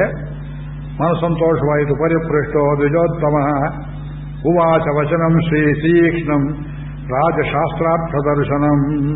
ಧೃತರಾಷ್ಟ್ರನ ಮಾತನ್ನು ಹೇಳಿದ ಮಹಾರಾಜರೇ, ನಾನು ಉಪಾಯ ಹೇಳಿಕೊಡ್ತೇನೆ, ಖಂಡಿತ ಫಲಿಸ್ತದೆ. ಪಾಂಡವರು ಸಾಯಬೇಕು, ನಿಮ್ಮ ಮಕ್ಕಳು ಬದುಕಬೇಕು, ಉಪಾಯವನ್ನು ಹೇಳ್ತೇನೆ. ಉಪಾಯ ಹೇಳಿಕೊಟ್ಟ ಮೇಲೆ ಅಕಸ್ಮಾತ್ ಹೆಚ್ಚು ಕಮ್ಮಿ ನಿಮ್ಮ ಅವಿವೇಕದಿಂದ ಅಜಾಗರೂಕತೆಯಿಂದ ಹೆಚ್ಚು ಕಮ್ಮಿ ಆದರೆ ಇವನು ಹೇಳಿಕೊಟ್ಟ ನನ್ನ ತಲೆ ಹೋಗಬಾರದು, ನಮ್ಮನ್ನು ಕಾಪಾಡ್ತೇವೆ ಅಂತ ಮಾತು ಹಾಕಿ ಡಬಲ್ ಡೀಲರ್ಸ್ ಇರ್ತಾರೆ ಇವರು ರಾಜಕಾರಣಿಗಳು. ಒಂದು ಹೃದಯ ಅಲ್ಲ ಅವರಿಗೆ, ದೇವರೆಲ್ಲರಿಗೂ ಒಂದೇ ಹೃದಯ ಕೊಟ್ಟ. ರಾಜಕಾರಣಿಗಳು ಮಾತ್ರ ಅನಂತ ಹೃದಯವನ್ನು ಕೊಟ್ಟ, ಅನಂತ ನಾಲಿಗೆಗಳನ್ನು ಕೊಟ್ಟ. ಅನೇಕ ವಕ್ತ್ರಂ ಬಹುಪಾದ ನೇತ್ರಂ ಗೀತೆಯಲ್ಲಿ ಹೇಳೋ ಹಾಗೆ ರಾಜಕಾರಣಿಗಳ ಸ್ವರೂಪ ಗೊತ್ತಾಗೋದು. ಕಾಮರೂಪಂ ದುರಾಸದಂ, ಯಾವ ರೂಪದಲ್ಲಿರ್ತಾರೆ ಗೊತ್ತಿಲ್ಲ. ಶೃಣುರಾಜನ್ ಇದಂ ತತ್ರ ಪ್ರೋಚ್ಯಮಾನಂ ಮಯಾನಗ ನಮೇ ಅಭ್ಯಸೂಯ ಕರ್ತವ್ಯ. ನಿಮ್ಮ ಸೋದರನ ಮಕ್ಕಳನ್ನು ಕೊಲಿಸೋದಕ್ಕೆ ಪ್ಲಾನ್ ಹೇಳ್ತೇನೆ, ನಾ ಹೇಳಿದ ಮೇಲೆ ಅಸೂಯೆ ಪಡಬಾರದು. ಶುತ್ವೈತತಿ ಗುರು ಸತ್ತಮ ಎಂಬುದಾಗಿ ಆರಂಭಿಸಿ ಒಂದು ಅಧ್ಯಾಯದ ತುಂಬ ಕಣಿಕನೀತಿಯನ್ನು ಉಪದೇಶ ಮಾಡ್ತಾರೆ ಎಂಬಲ್ಲಿಗೆ ಇವತ್ತಿಗೆ ಮಂಗಳಾಶಾಸನ. ನಾಳೆ ಪ್ರಾರಂಭದಲ್ಲಿ ಕಣಿಕನೀತಿ ತುಂಬ ವಿಸ್ತಾರವಾಗಿ ಹೇಳ್ತೇನೆ. ಪಂಚತಂತ್ರದ ಕಥೆಗಳನ್ನು ಹೋಲುವ ಒಂದು ಒಳ್ಳೆಯ ಕಥೆ ಈ ಮಧ್ಯದಲ್ಲಿಯೇ ಬರ್ತದೆ ಮತ್ತು ಅನೇಕ ನೀತಿ ವಾಕ್ಯಗಳನ್ನು ಇಲ್ಲಿ ಕೊಡ್ತಾರೆ. ಅದನ್ನೆಲ್ಲ ಓದಿ ನಿಮಗೆ ತುಂಬ ಮನಸ್ಸು ಸಂಕಟವಾಗುತ್ತೆ. ಅದಾದ ಸ್ವಲ್ಪ ದಿವಸದಲ್ಲಿ ಜನಗಳು ಧರ್ಮರಾಜನನ್ನು ತುಂಬ ಮೆಚ್ಚಿಕೊಂಡದ್ದನ್ನು ಸಹನೆ ಮಾಡಲಾರದೆ ಏನಾಯಿತು, ಅಲ್ಲಿಂದ ಆಚೆಗೆ ಮುಂದಿನ ಅಧ್ಯಾಯದಲ್ಲಿ, ನಾಳೆ ಕಣಿಕನೀತಿ ಹೇಳಿದ ಮುಂದಿನ ಅಧ್ಯಾಯದಲ್ಲಿ ಪಾಂಡವರನ್ನ ಸಜೀವವಾಗಿ ತಾಯಿಯೊಡನೆ ಅರಗಿನ ಮನೆಯಲ್ಲಿ ಸುಡಿಸುವ ಸಂಚು ಏರ್ಪಾಡಾಗ್ತದೆ. ಆ ಸಂಚನ್ನು ಹೇಗೆ ಕೃಷ್ಣ ಮತ್ತು ವಿದುರರು ವ್ಯತ್ಯಾಸ ಮಾಡ್ತಾರೆ, ಕೆಲವು ಕೂಟ ಶ್ಲೋಕಗಳು ಬರ್ತದೆ. ಜಟುಗ್ರಹ ಉಪಪರ್ವ ತುಂಬ ರೋಚಕವಾದ ಪರ್ವ, ಒಳ್ಳೆ ಡಿಟೆಕ್ಟಿವ್ ಸ್ಟೋರಿ ಇದ್ದಾಗಿದೆ. ನಮ್ಮ ರಾಜಕೀಯ ಪುಸ್ತಕ ಮಾರಾಟಕ್ಕೆ ಸಿಕ್ಕಿದ್ರೆ ತುಂಬ ಖುಷಿ ಪಡ್ತಿದ್ರಿ. Unfortunately the books are out of print. ಅದರಲ್ಲಿ ಕೆಲವು ಸನ್ನಿವೇಶಗಳನ್ನು ನಾಳೆ ಜೋಡಿಸಿ ಹೇಳ್ತೇನೆ. ಇದು ಮಂಗಳವನ್ನು ಆಚರಣೆ ಮಾಡೋಣ. ಕೊನೆಯ ಶ್ಲೋಕಗಳನ್ನು, ಒಂದು ಶ್ಲೋಕ ಮಾತ್ರ ನನ್ನ ಜೊತೆಯಲ್ಲಿ ತಾವೆಲ್ಲ ಹೇಳಬಹುದು, ಬಾಕಿ ನಾನೇ ಹೇಳಿ ತೋರಿಸ್ತೇನೆ. ಇಮಾಂ ಭಾರತ ಸಾವಿತ್ರೀಂ ಪ್ರಾತರುತ್ಥಾಯ ಪಠೇತ್ ಸ ಭಾರತ ಫಲಂ ಪ್ರಾಪ್ಯ ಪರಂ ಬ್ರಹ್ಮಾದಿ ಗಚ್ಚತಿ. ಹರ್ಷಸ್ಥಾನ ಸಹಸ್ರಾಣಿ ಭಯಸ್ಥಾನ ಶತಾನಿ ಚ ದಿವಸೇ ದಿವಸೇ ಮೂಢಂ ಆವಿಶಂತಿ ನ ಪಂಡಿತಂ ಊರ್ಧ್ವಬಾಹುರ್ವಿರೌಮ್ಯೇಶ ನ ಚ ಗಚ್ಚ ಶೃಣೋತಿ ಮೇ ಧರ್ಮಾದರ್ಥಶ್ಚ ಕಾಮಶ್ಚ ಸ ಕಿಮರ್ಥಂ ನ ಸೇವ್ಯತೆ ನ ಜಾತು ಕಾಮಾನ್ನ ಭಯಾನ್ನ ಲೋಭಾತ್ ಧರ್ಮಂ ತ್ಯಜೇತ್ ಜೀವಿತಸ್ಯಾಪಿ ಹೇತೋಃ ನಿತ್ಯೋ ಧರ್ಮಃ ಸುಖದುಃಖೇ ತ್ವನಿತ್ಯೇ ಜೀವೋ ನಿತ್ಯ ಹೇತುರಸ್ಯ ತ್ವನಿತ್ಯ ಕಾರ್ಷ್ಣಂ ವೇದಂ ಇವಂ ವಿದ್ವಾನ್ ಶ್ರಾವಯಿತ್ವಾರ್ಥಮಶ್ನುತೆ ನಿಯಮಸ್ಥಃ ಶುಚಿಶ್ರೋತ ಶೃಣ್ವನ್ ಸಬಲಮಶ್ನುತೆ ನಾರಾಯಣಂ ನಮಸ್ಕೃತ್ಯ ನರಂ ಚೈವ ನರೋತ್ತಮಂ ದೇವೀಂ ಸರಸ್ವತೀಂ ವ್ಯಾಸಂ ತತೋ ಜಯಮುದೀರಯೇತ್ ನಾರಾಯಣಂ ನಮಸ್ಕೃತ್ಯ ನರಂ ಚೈವ ನರೋತ್ತಮಂ ದೇವೀಂ ಸರಸ್ವತೀಂ ವ್ಯಾಸಂ ತತೋ ಜಯಮುದೀರಯೇತ್.